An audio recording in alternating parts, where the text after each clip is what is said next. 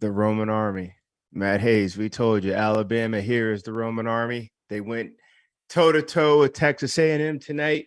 A lot of drama, a lot of pregame luster coming off the summer, but it was honestly a great football game that comes down to the last snap.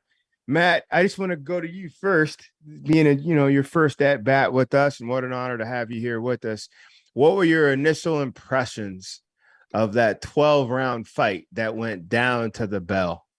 Well, I mean, George, since you are the quarterback guru, my initial thought is, man, those two quarterbacks, wow. They struggled, but they also made some really big plays, man. They made some – I mean, Jalen Milroe turned the ball, 3 times? Yeah. Also made some big plays in that game. The last play of the game, my God, I don't know what was worse, the actual play call or the throw or the way the route was run out. It was terrible. And I feel bad for those A&M guys because they really, really fought in the fourth quarter to get in position to win that game. They got a PI call there in the end zone, which he clearly was getting the jersey pulled. One last shot, one play, and it's just a bizarre down and out that you do in elementary school. It's weird, just very, very weird. If you're Jimbo, you got to do something better than that. You got to come up with something better than that. I agree, Hack, with all the offensive acumen that we've seen with Jimbo Fisher. He's put 4 kids in the first round as quarterbacks. You come down to the final play of the game, you're inside the 5-yard line. On the short side of the field, you run a quick out versus a squatted corner and a safety that's helping. And that's the sum total of everything you had in the bag. Is that the best we could do?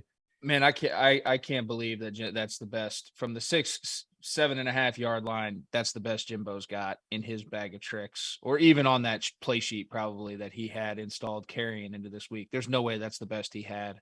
And it's a shame. To Matt's point, I thought those kids fought. They deserved a little bit better than that for that chance to go win it. I think they could have got a little bit more creative, moved some guys, motion, tried to get some built-in leverage.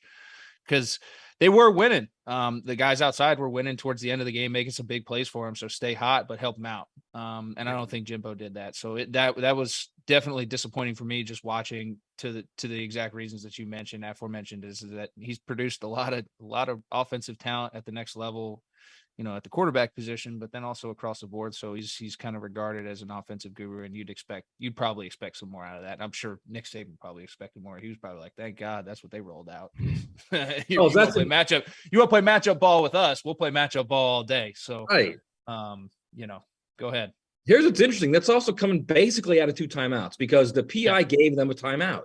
Correct. And Nick calls timeout. Correct. So he has probably plenty of time to converse. To find a play.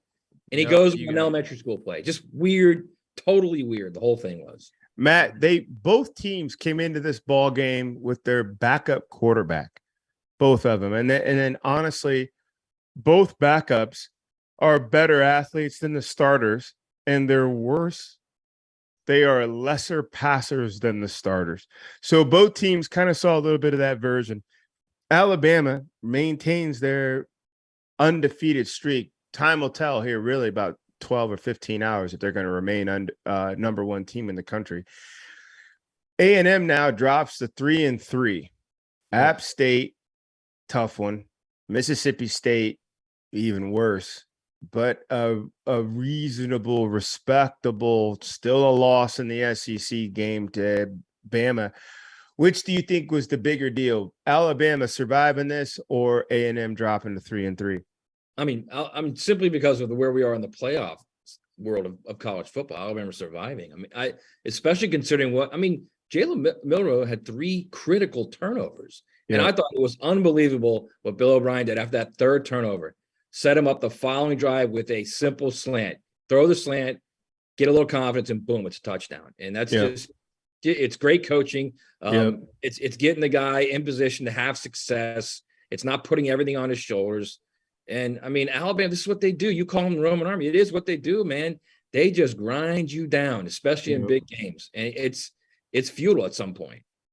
Hack, how much noise should we expect out of A&M? I'm not saying you live down there. I'm not saying this is your beat.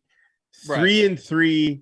Last year, there was a tweet about A&M where the head coach was the second or third highest paid coach in the country. The locker room was the 8th ranked most talented based on stars, and they still finished 5th in the West of the SEC. Now they're 500. They're playing 500 ball. The nation's toughest schedule. It just keeps going. They got more heavyweight fights in front of them with a backup quarterback and a 500 record. How much noise should we expect to hear from Texas?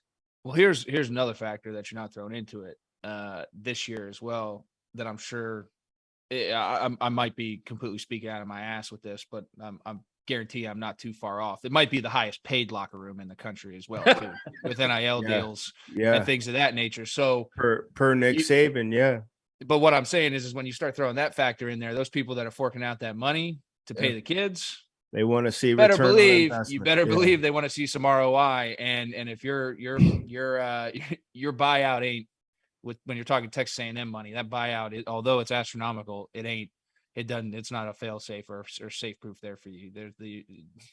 And you can get that forked up anytime soon down there. So that's not a problem. So I think when you add that factor into it, the expectations are definitely not what they've been putting on the field. So, again, not my beat, don't really have any ties there, but just outside looking in, like it's got to be better, especially with all the resources that he has and the success he's had in previous places. Once again, Alabama surviving Texas A&M on the last play of the game. A&M with the ball inside the 10-yard line makes a I don't even want to say a valiant effort. They ran the play that was called against an all-world corner and an all-world safety, and they denied it, and that was it. Aggies also denied. Aggies 3-3. Alabama currently unranked. We'll see how their number one goes. We're dropping our merch. We got to start calling Underwood Daddy Brad. But I'm a big odd guy.